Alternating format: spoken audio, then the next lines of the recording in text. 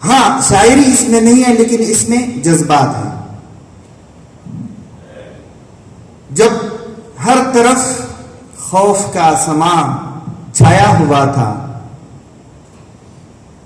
اس نے اپنی دہشت کو ہر سو پھیلایا ہوا تھا.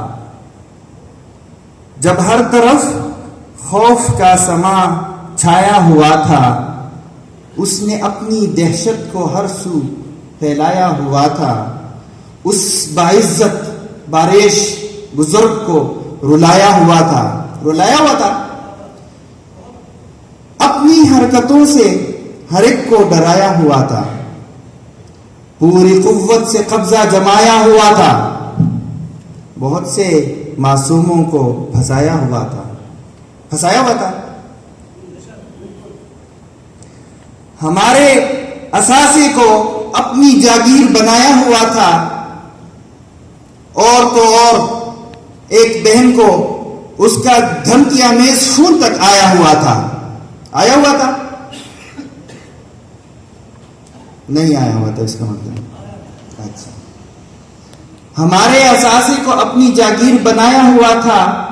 اور تو اور ایک بہن کو اس کا دھمکی آمیز خون تک آیا ہوا تھا.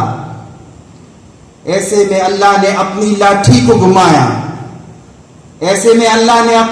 کو گھمایا. دیر کے چٹانوں سے ایک لاغر سی جان کو اٹھایا.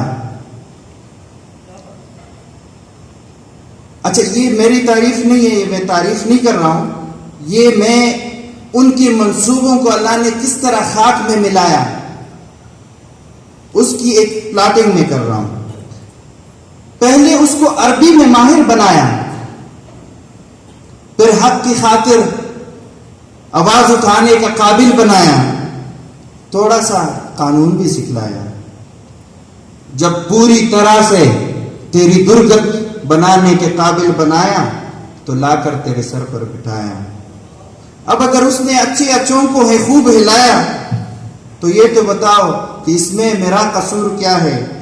یہ سب کچھ تو اللہ نے کیا ہے، یہ تو تیرے اعمال کی سزا ہے. اب ایس ایم سی کے بارے میں، چونکہ چیئرمین ایس ایم سی کے بغیر کچھ نہیں ہوتا اور ایس ایم سی اسٹاف کے بغیر، ٹیم کے بغیر کچھ نہیں ہوتی.